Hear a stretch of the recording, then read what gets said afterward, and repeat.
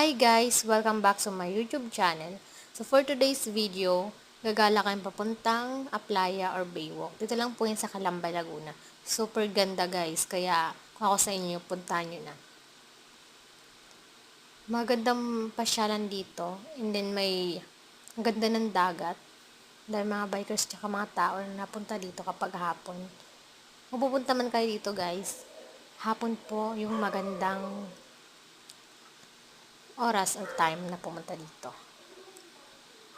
Dahil sobrang tao at hindi lang po yan. Mga cottage din sila na pwede mong kainan.